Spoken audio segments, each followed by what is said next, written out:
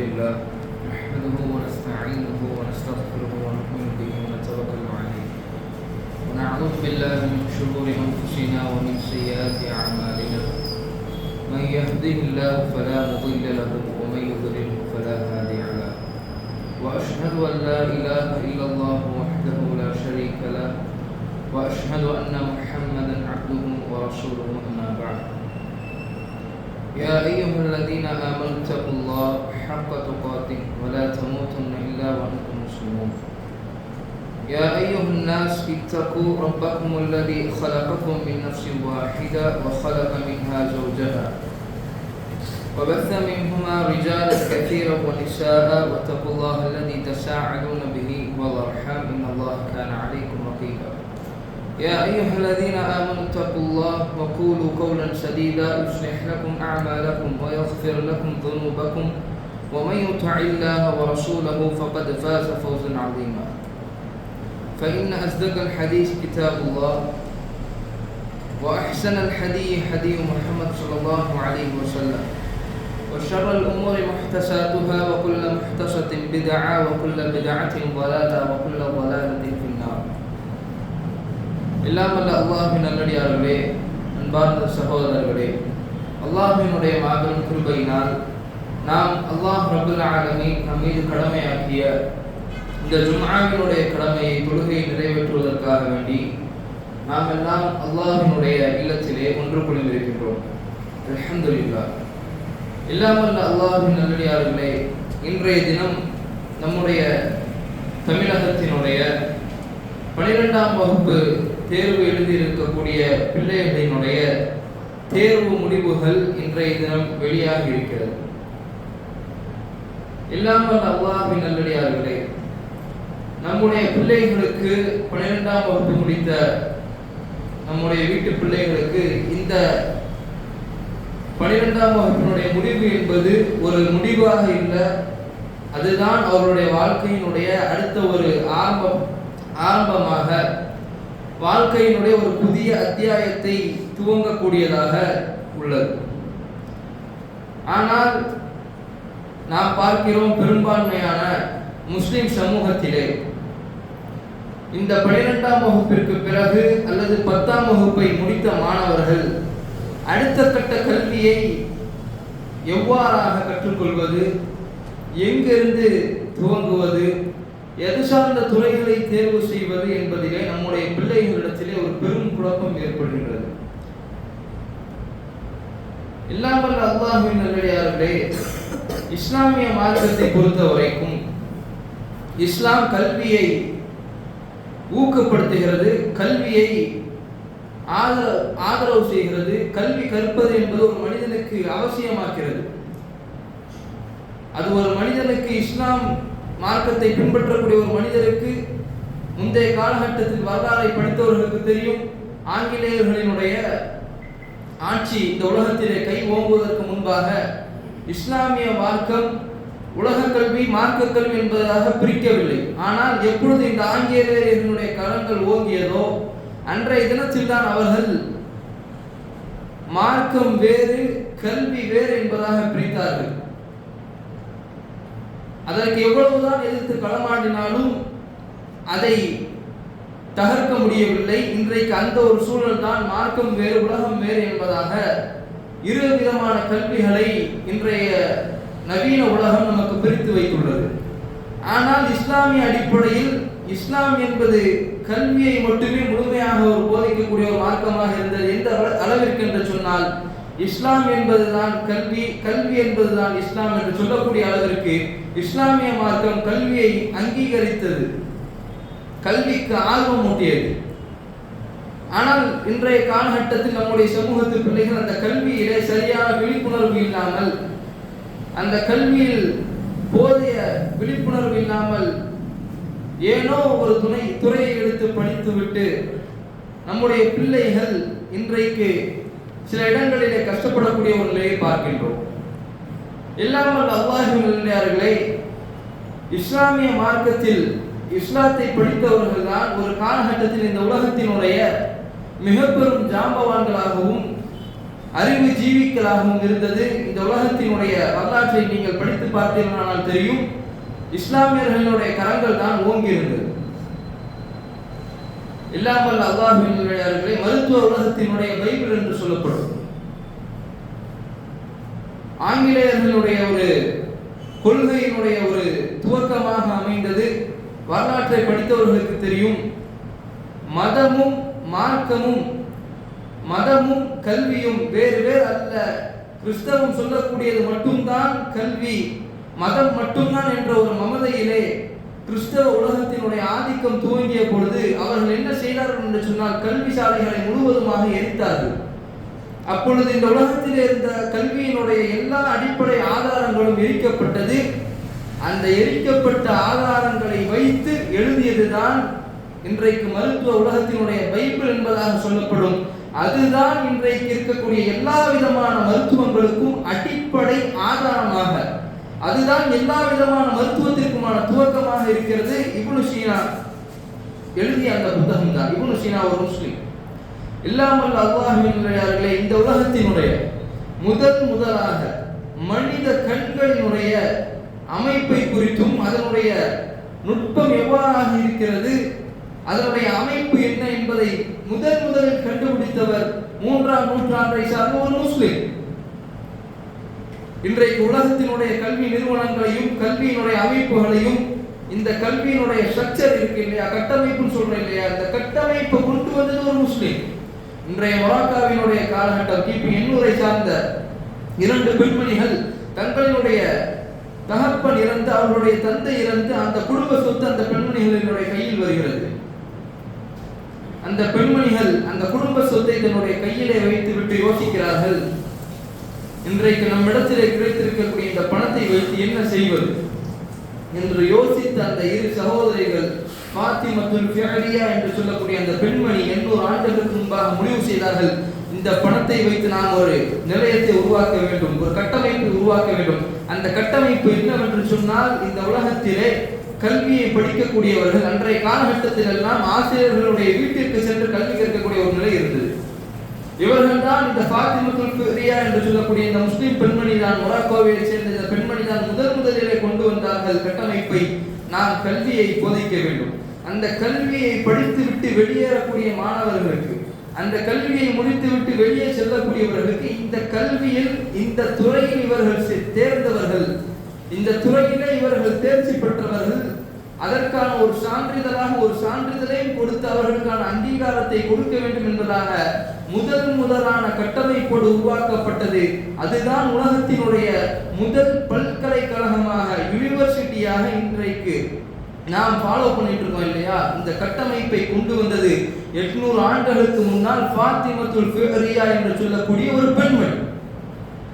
ஆக நம்முடைய பிள்ளைகளுக்கு நாம் கொடுக்கக்கூடிய கல்வி என்பது சரியான முறையில் இருக்கும் என்று சொன்னால், அந்த கல்வி என்பது பெரும் மாற்றங்களை ஏற்படுத்தக்கூடியதாக இருக்கும். இன்றைய சதவீதம் 12ஆம் வகுப்பினுடைய தேர்ச்சியினுடைய அளவுகளை நாம் எடுத்து பார்த்தோம் என்று சொன்னால், 97% தேர்ச்சி பெற்றவர்கள் யார் என்று சொன்னால் மாணவிகள். கிட்டத்தட்ட 7 லட்சம் மாணவ மாணவியர்கள் பரீட்சை எழுதியிருக்கிறார்கள். தேர்வு முடிவிலே 97% தேர்ச்சி பெற்றவர்கள் மாணவிகள். 93.1% தான் மாணவர்கள் தேர்ச்சி பெற்றுள்ளார்கள். ஆனால் இதில் என்ன கொடுமை என்று சொன்னால், இதில் நாம் கவலைப்பட வேண்டிய மிகப்பெரிய விஷயம், 97%-த்தில் எவ்வளவு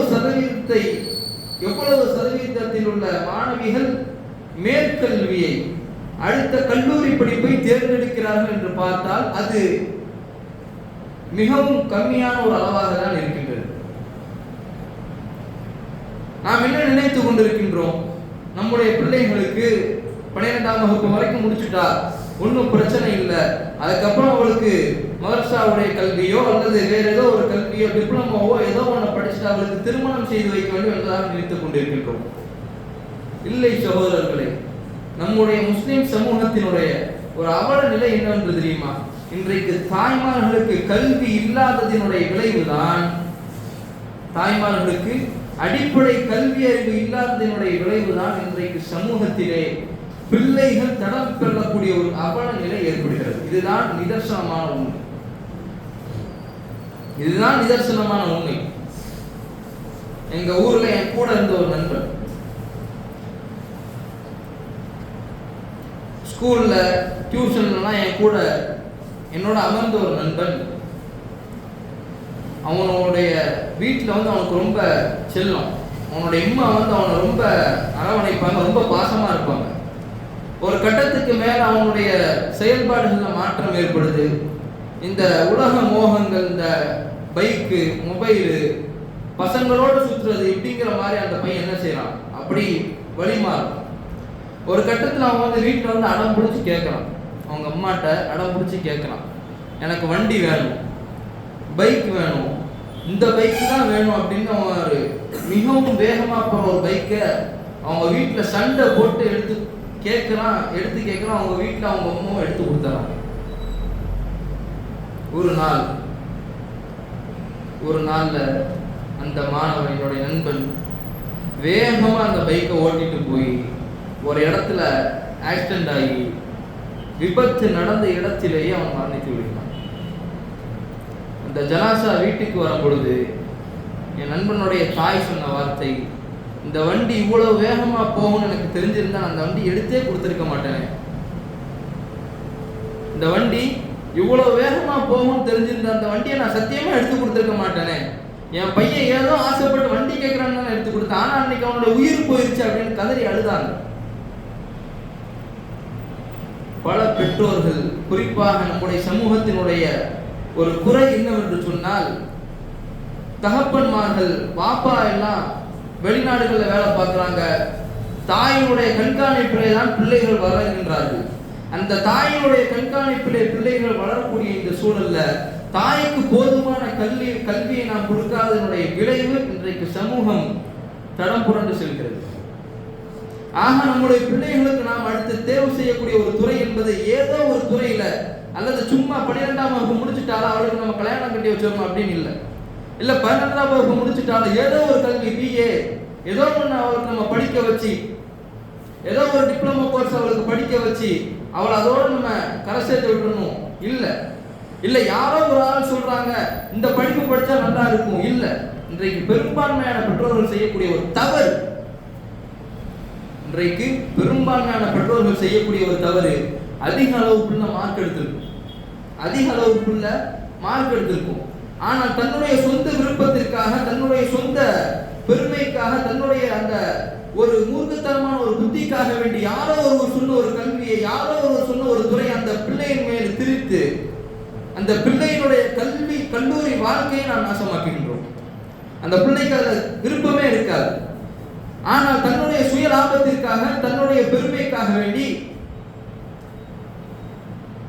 இது என்ன நிலை அப்படின்னு சொன்னா, அவ்வளவு வருஷம் பெற்றதுல இருந்து 12ஆம் வகுப்பு முடிக்கிற வரைக்கும் நம்முடைய பிள்ளைகளுக்கு எந்த விதமான கஷ்டமும் தெரியக்கூடாதுன்னு பார்த்து வளர்த்து ஏதோ ஒரு மனிதர்களுடைய லாபத்திற்காக வேண்டி அல்லது இந்த உலகத்தினுடைய அல்ப சுகத்துக்காக வேண்டி நம்முடைய பிள்ளைகளை இப்படி அவர்களுக்கு விருப்பம் இல்லாத ஒரு துறையை படிக்க வைக்கிறது அப்படிங்கிறது பாலம் இடத்துல தருறது மாதிரி இன்றைக்கு பெரும்பான்மையான பெற்றோர்கள் அந்த தவறை செஞ்சு கொண்டு இருக்கோம்.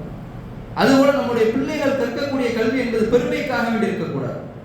எல்லாம் அல்லாஹ்வின் தூதர் ஸல்லல்லாஹு அலைஹி வஸல்லம் அவர்கள் சொன்னார்கள், கல்வி என்பது ஒரு மனிதனுடைய வழிகாட்டி.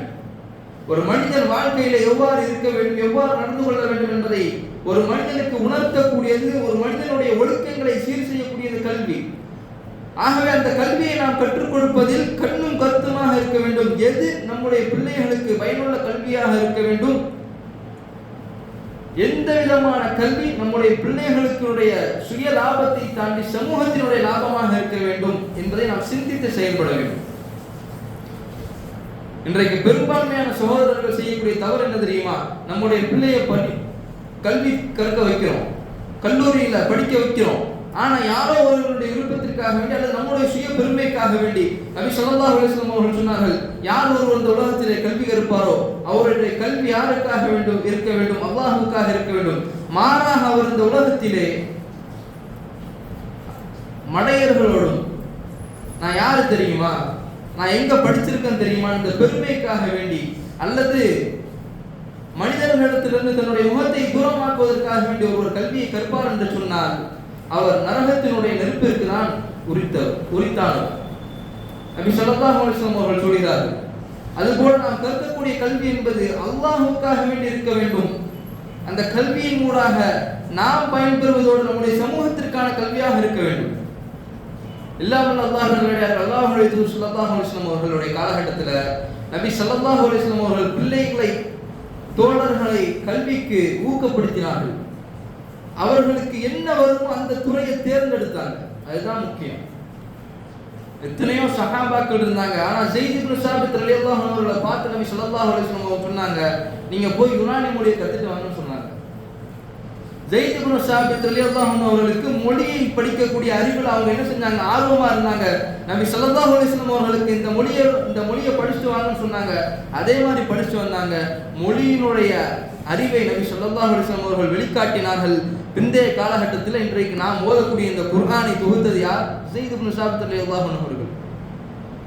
அன்னை ஆயிஷா ரலியல்லாஹு அன்ஹா உம்மஹாத்துல் முஃமினீன், முஃமினீன்களுடைய தாயார், அவர்கள் மட்டும் கல்வி அறிவை கற்கவில்லை என்று சொன்னால் இன்றைக்கு 75% நபியினுடைய இல்லற வாழ்வு எவ்வாறாக இருந்தது என்று இந்த சமூகத்திற்கு தெரிந்திருக்காது. நபியினுடைய மரணத்திற்கு பின்னால் எவ்வளவோ குழப்பங்கள், மார்க்க சட்டங்கள்ல, மார்க்க விஷயங்கள்ல பெரிய அளவு குழப்பம் ஏற்படும். சஹாபாக்கள்லாம் பெரிய பெரிய சஹாபாக்கள்லாம் அடுத்தடுத்து உட்கார்ந்து தர்க்கம் பண்ணிட்டு இருப்பாங்க. இதுதான் சரியாக இருக்கும், இதுதான் சரியா இருக்கும். பெரும் விவாதங்கள் நடக்கும். கடைசியில் ஒரு முடிவு வராது. எல்லாரும் ஒருமித்த குரல்ல சொல்லுவாங்க, வாங்க ஆயிஷா ரலியல்லாஹு அன்ஹா செல்வம் என்று செல்வார்கள். அங்க போவாங்க. இவ்வளவு நேரமாக, பல மணி நேரமாக நடக்கக்கூடிய அந்த தர்க்கங்களுக்கு எல்லாம் ஒரே நிமிஷத்துல அன்னை ஆயிஷா ரலியல்லாஹு அன்ஹா பதில் கொடுத்துருவாங்க. இதுதான் ஒரு பெண்ணுக்கு இருக்கக்கூடிய கல்வியினுடைய வெளிப்பாடு. இதுதான் ஒரு பெண்ணினுடைய கல்வியினுடைய பயன். அவ்வளவு சஹாபாக்களுக்கு எனக்கு தெரியல. அந்த சட்டத்தினுடைய விடை பெரும் பெரும் சஹாபாக்களுக்கும் தெரியவில்லை. ஆனால் ஆயிஷா ரலியல்லாஹு அன்ஹா அவர்கள் என்ற ஒற்றை பெண்மணிக்கு தெரிந்தது.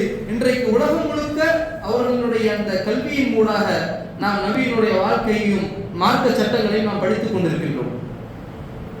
ஆனால் நம்முடைய பிள்ளைகளுக்கு இது போன்ற நாம் சரியான துறைகளை நாம் தேர்ந்தெடுக்கின்றோமா என்று சொன்னால் அது சற்று அல்ல, அதிகமாகவே நாம் சிந்திக்க வேண்டும். யாரோ ஒருவர் சொல்லிட்டாரு. சிலர்லாம் நாம நம்முடைய பிள்ளைகளுக்கு, நம்மளுடைய சொந்த பந்தங்களுக்கு நாம் என்ன செய்யறோம், அவர்களுக்கு வழிகாட்டுறோம். அடுத்து என்ன படிக்கணும் அப்படின்னு நம்ம சொல்லணும், அட்வைஸ் பண்ணணும். அப்படிங்கிற நிலைமையில நாம் என்ன சொல்லிடுறோம், இதை படின்னு சொல்லிடுறோம். வீட்டில் இருக்கக்கூடிய பெற்றோர்கள் பெரும்பான்மையானவர்கள் படித்திருக்க மாட்டார்கள். அந்த மாணவன் தான் அந்த வீட்டிலேயே முதல் பட்டதாரியா இருப்பான், முதல்ல கல்லூரிக்கு போறவனா இருப்பான். படிச்சவங்க சொல்றாங்க, அவங்க சொன்னா சரியா தானே இருக்கும் அப்படின்னு என்ன செய்வாங்க, பெற்றோர்கள் பிள்ளைய படிக்க வச்சுருவாங்க. ஆனால் அன்றைக்கு அந்த மாணவன் படிச்சுட்டு நாளைக்கு வேலை இல்லாம இருந்தா, பல சகோதரர்கள் நானே பார்த்திருக்கேன். யாரோ ஒரு ஆள் சொல்றாங்க, இவரினுடைய விருப்பம், என்னுடைய பாப்பாவினுடைய விருப்பத்துக்கு, என்னுடைய அண்ணனுடைய விருப்பத்துக்காக நான் படிக்கிறேன் என்பதாக படித்து விட்டு சென்று விடுகிறார்கள். ஆனால் கடைசியில யாருடைய விருப்பத்துக்கெல்லாமோ படிச்சு அந்த மாணவன் அந்த படிச்ச வேலையில இருப்பான்னு பார்த்தா நிச்சயமா இல்லை. ஏதோ ஒரு வேலை, அவன் படிச்சதுக்கும் அவன் பார்க்கிற வேலைக்கும் சம்பந்தமே இல்லாத ஒரு நிலை. ஆக நம்முடைய பிள்ளைகள் கற்கக்கூடிய கல்வி என்பது சமூகத்திற்கான கல்வியாக இருக்க வேண்டும். நம்ம படிக்க வைக்கிறோம், நம்முடைய பிள்ளையை நம்ம படிக்க வைக்கிறோம். இப்படி படிக்க வைக்கிறோம், நாளைக்கு நம்ம பிள்ளைங்க நமக்கு பொருளாதாரத்தை ஈட்டி தருவாங்க. 5 லட்சம் கொடுத்து படிக்க வைக்கிறோம், நாளைக்கு நமக்கு 50 லட்சமா நமக்கு சம்பாதிச்சு தருவான். அது நம்முடைய நோக்கமாக இருக்கக்கூடாது. இந்த உலகம் நமக்கு நோக்கமாக இருக்கக்கூடாது. நம்முடைய நோக்கம், நாம் படிச்ச கல்வி நமக்கு பயனா இருக்கணும். அந்த கல்வி நம்முடைய சமூகத்திற்கான பயனாகவும் இருக்க வேண்டும். இன்றைக்கு உலகத்துல யூதர்களை பார்த்து நாம எவ்வளவு பயப்படுறோம். இஸ்ரேலில் இருக்கக்கூடிய யூதர்கள், இன்றைக்கு உலகத்தையே ஆட்டி படைக்கக்கூடிய யூதர்கள், உலகத்தினுடைய ஆய்வாளர்கள் ஒரு ஆய்வு செய்யறாங்க. யூதர்கள், அதாவது இஸ்ரேலில் இருக்கக்கூடிய இன்றைக்கு இருக்கக்கூடிய யூதர்கள்ல 100க்கு 90% யூதர்கள் யார் அப்படின்னு சொன்னா, ஏதேனும் ஒரு கல்வியை, அடிப்படையான டிகிரியை படிச்சவங்க, டிகிரி படிப்பு அடிப்படையான முதல் டிகிரியை படிச்சு முடிச்சவங்க 90% மக்கள். அந்த 90ல 75% மக்கள் மாஸ்டர் பண்ணியிருக்காங்க. அவங்க என்ன டிகிரி படிச்சாங்களோ அதிலே மாஸ்டர் PhD வரைக்கும் முடிச்சிருக்காங்க 75% மக்கள். இந்த அளவு அவங்க படித்ததற்கான காரணம் தான் இன்றைக்கு உலகத்தினுடைய பெரும் பெரும் வல்லரசுகளிலையும் பெரும் பெரும் நிறுவனங்களையும் தங்களை சார்ந்தவர்களை அமர்த்தி கொண்டு இன்றைக்கு உலகத்தை கையாண்டு கொண்டிருக்கிறார்கள் யூதர்கள். ஆனால் நம்முடைய சமூகத்திற்கு பெரும்பான்மையான இந்தியாவினுடைய சர்வேல பலவிதமான சர்வே வருது, கல்வியை சார்ந்த சர்வேல நாம் எடுத்து பார்த்தோம் அப்படின்னு சொன்னா பெரும்பான்மையான முஸ்லிம்கள் கல்வியை மேற்படிப்பை தேர்ந்தெடுக்கிறதே இல்லை. உலக அளவுல இன்றைக்கு வெளியே இருக்கக்கூடிய வெளிநாடுகள்லாம் பார்த்தீங்கன்னா மொராக்கோ, சவுதி அரேபியா, இது போல ஒன்று ரெண்டு நாடு, சில நாடுகள்ல மட்டும்தான் மேற்படிப்பு படிக்க வைக்கக்கூடிய ஒரு நிலை இருக்கிறது.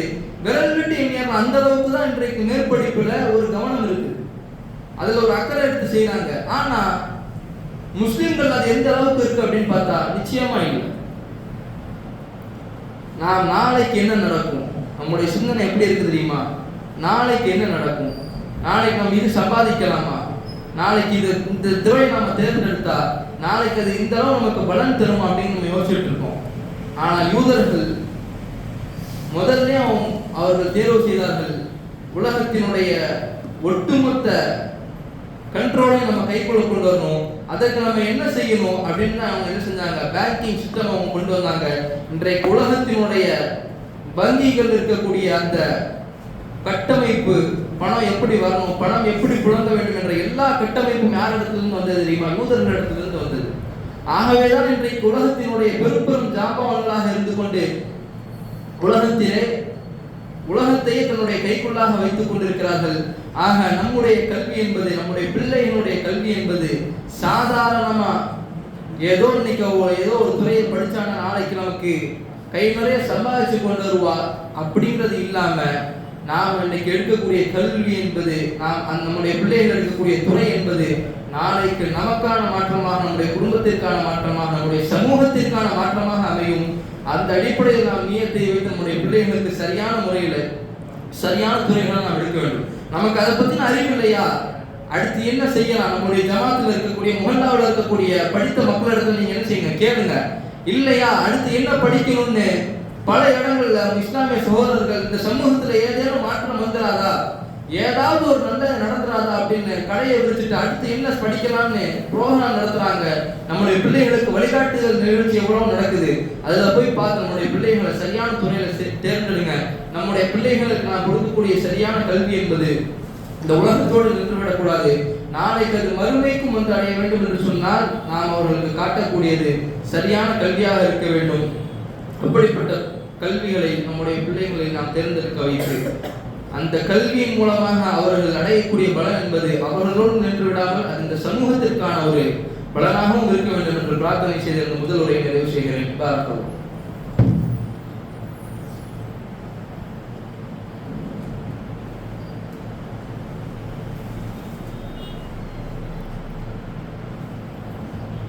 الحمد لله رب العالمين والعاقبة للمتقين والصلاة والسلام على أشرف الأنبياء وعلى آله وصحبه وسلم ومن تبعهم بإحسان إلى يوم الدين أما بعد. எல்லாம் வல்ல அல்லாஹ்வின் நல்லடியார்களே, இன்றைக்கு நம்முடைய சமூகத்தில் பெரும்பான்மையான மக்களிடத்தில் கல்லூரி படிக்க வேண்டும் என்ற ஒரு ஆர்வம் இருந்தாலும், கல்லூரி படிக்கக்கூடிய ஆர்வம் இருந்தாலும், ஆனால் கண்மூடித்தனமாக அந்த கல்லூரிகளை தேர்ந்தெடுக்கக்கூடிய ஒரு நிலை இன்றைக்கு இருக்கிறது. நம்முடைய பிள்ளைகளை நாம் தேர்ந்தெடுக்கக்கூடிய கல்லூரிகளாக இருக்கட்டும் அல்லது பள்ளிகளாக இருக்கட்டும், விளம்பர மோகத்தில் அவர்கள் காட்டக்கூடிய அந்த அலங்காரங்கள்ல நம்ம என்ன செஞ்சிடக்கூடாது, நம்முடைய பிள்ளைகளை அந்த கல்லூரிகளில் போய் சேர்த்துடக்கூடாது. நாம் அந்த கல்லூரிகள்லையோ அல்லது அந்த பள்ளிகள்லையோ நம்முடைய பிள்ளைகளை சேர்க்கிறது மூலமா நமக்கு கிடைக்கக்கூடிய பயன் என்ன அப்படிங்கிறத நம்ம பார்க்கணும். இன்றைக்கு லட்சங்களை செலவழிச்சு பெரும் பெரும் கார்பரேஷன் ஸ்கூல்ல படிச்ச பிள்ளைங்களை விட அரசு பள்ளிகள்ல படிச்ச பிள்ளைங்க இன்னைக்கு அதிகமான மதிப்பெண்கள்ல உயர்வான மதிப்பெண்கள் எடுத்தது யாருன்னு சொன்னா சாதாரண அரசு பள்ளியில படிச்ச மாணவிகள். ஆக கல்வியினுடைய இன்றைக்கு இருக்கக்கூடிய நிலைமையில கல்வியை கொடுப்பது என்பது வியாபாரமாக விட்டது. ஆகவே நாம் நம்முடைய பிள்ளைக்கு சரியான கல்வியை தேர்ந்தெடுக்கும் பொழுது அலங்காரங்களையோ வியாபாரத்தையோ விளம்பரங்களையோ பார்த்து என்ன செய்து விடக்கூடாது, இருக்கக்கூடாது, மாறாக அந்த கல்வி அவர்களுக்கு பலனை தருமா? இந்த கல்லூரியில நாம நம்மளுடைய பிள்ளைகளை சேர்த்தோம்னா நாளைக்கு அது அவர்களுக்கு எந்த விதத்திலே வெற்றியை தேர்ந்தெடுத்து தரும், எந்த விதத்தில் அந்த கல்வி அவர்கள் படிக்கக்கூடிய அந்த துறை அவர்களை நாளைக்கு உயர்த்தி வைக்கும், வெற்றியாளர்களாக ஆக்கும் அப்படிங்கிறத நம்ம பார்க்கணும். இது முதல்ல. இரண்டாவது விஷயம் என்ன அப்படின்னு சொன்னா, நம்முடைய பிள்ளைகளை படிக்க வைக்கக்கூடிய கல்வி அப்படிங்கிறது மார்க்கம் சார்ந்ததாக இருக்கிறதா? இன்றைக்கு நம்முடைய சமூகத்தில் இருக்கக்கூடிய பெரும் பிரச்சனை என்ன அப்படின்னு சொன்னா, நம்முடைய பிள்ளைகள் படிக்க போயிடுறாங்க, ஆனா அங்க போய் மார்க்கம் தடுத்தது, இஸ்லாம் ஹராமாக்கியது, இது எதுவுமே வித்தியாசம் தெரியாத நம்முடைய பிள்ளைகள் மாற்று மதத்தினுடைய கலந்து இஸ்லாத்தினுடைய நிலையிலிருந்து முஸ்லிம்களினுடைய அந்த அடையாளங்களிலிருந்து நம்முடைய பிள்ளைகள் நீங்கி விடுகிறார்கள். ஆக நம்முடைய பிள்ளைகள் இருக்கக்கூடிய கல்லூரி, நாம் பிள்ளைகள் படிக்க வைக்கக்கூடிய கல்லூரி என்பது இஸ்லாமிய கல்லூரியாக இருக்கிறதா, அந்த கல்லூரியிலே மார்க்கம் பேணப்படுகிறதா என்று பார்க்க வேண்டும். இல்லை, அதற்கு இந்த உலகத்துல வாய்ப்பு இல்லை, அதுவெல்லாம் எதிர்பார்க்க முடியாது அப்படின்னு சொன்னா, நம்ம முக்கியமா செய்ய வேண்டியது, மூணாவது நம்ம செய்ய வேண்டிய விஷயம் என்ன அப்படின்னு சொன்னா, நம்ம பிள்ளைக்கு நம்ம உலக கல்வி எந்த அளவுக்கு நம்ம முக்கியத்துவம் கொடுத்து நம்ம சேர்க்க போறோமோ அதற்கு முன்னாடியே முக்கியத்துவமா நம்ம மார்க்க கல்வியை கொடுத்தோம். மார்க்க கல்வியை கொடுத்தோம். இஸ்லாத்தினுடைய அடிப்படை கல்வி, அகீதாவினுடைய கல்வி, அடிப்படையான சட்டங்களினுடைய கல்வி, ஒரு வருட கோர்ஸோ 6 மாச கோர்ஸோ ஏதேனும் ஒரு கல்வி நம்முடைய பிள்ளைகளுக்கு கொடுத்தோம். அப்படி நாம் கொடுத்தோமானால் தான் நம்முடைய பிள்ளைகளுக்கு நாளைக்கு உலகம் சார்ந்த விஷயங்கள்ல பிற விஷயங்கள்ல குழப்பம் ஏற்படாது. நம்முடைய பிள்ளைகள் இஸ்லாத்தினுடைய அடிப்படை கொள்கையில, இஸ்லாத்தினுடைய தௌஹீதினுடைய கொள்கையில நிலைத்திருப்பார்கள். இதை நம்ம செய்யாததனுடைய விளைவு வேற சமூக மக்களோட, பிற மத மக்களோட, சகோதர சமயத்தோட சேரும் பொழுது நம்முடைய பிள்ளைகள் அவர்களுடைய வழிபாடுகளையும் அவர்களுடைய அந்த நிகழ்வுகளையும் கலந்து கொண்டு அவர்கள் செய்யக்கூடியது தப்பு அப்படிங்கறது அவங்களுக்கு தெரியாம சர்வ சாதாரணமா என் ஃப்ரெண்டு கூப்பிட்டா நான் போறேன், என் ஃப்ரெண்டு கூப்பிட்டா நாங்க போய் உணவு சாப்பிடுறோம் அப்படின்னு சர்வ சாதாரணமா இதெல்லாம் நடக்குது. ஆக நம்முடைய பிள்ளைகளுக்கு நாம் மார்க்க கல்வியை, உலக கல்வியை, உலகம் சார்ந்த படிப்பு விஷயங்கள் நாம் எந்த அளவுக்கு முக்கியத்துவம் கொடுக்கிறோமோ அதே அளவு முக்கியத்துவம், அதை விடவும் அதிகமாக நாம் என்ன செய்ய வேண்டும், நம்முடைய பிள்ளைகளுக்கு மார்க்கம் சார்ந்த விஷயங்கள்ல மார்க்க கல்வியை முக்கியத்துவமா நம்முடைய பிள்ளைகளுக்கு படிக்க வைக்க வேண்டும்.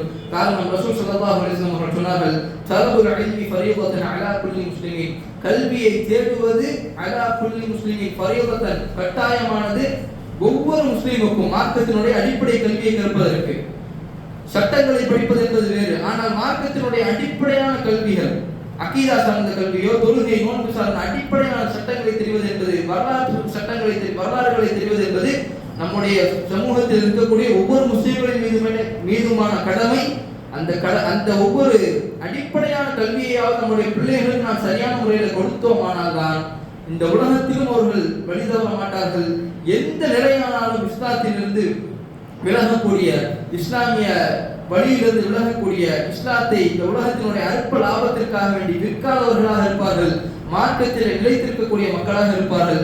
ஆகவே நம்முடைய பிள்ளைகளுக்கு மார்க்க கல்வியை, உலகத்தினுடைய கல்வியை நாம் கொடுப்பதற்கு முன்னதாக நம்முடைய பிள்ளையை மார்க்கத்தில் சரியானவர்களாக, மார்க்க விஷயத்தில் சரியான அறிவுள்ளவர்களாக நம்முடைய பிள்ளைகளை நாம் வார்த்தெடுத்தோம் என்று சொன்னால் அது அவர்களுக்கு போதுமானது.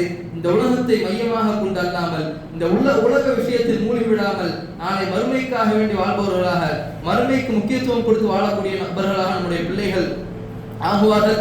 ஆகவே நம்முடைய பிள்ளைகளை அப்படிப்பட்டவர்களாக உருவாக்க வேண்டும். நம்முடைய பிள்ளைகள் உலகத்திற்காக வேண்டி மட்டுமல்லாமல் நாளை மறுமைக்காக வேண்டியும் வாழக்கூடிய மக்களாக, மறுமைக்காக வேண்டியும் சிந்தித்து செயல்படக்கூடிய மக்களாக அல்லாஹ் ரப்பல் ஆலமீன் நம்முடைய பிள்ளைகளை ஆக்கிரல வேண்டும். அகூலு கௌலி ஹாதா அஸ்தக்ஃபிருல்லாஹ் லி வ லக்கும் வ லிஸாயிரில் முஸ்லிமீன ஃபஸ்தக்ஃபிரூ இன்னஹு ஹுவல் கஃபூருர் ரஹீம்.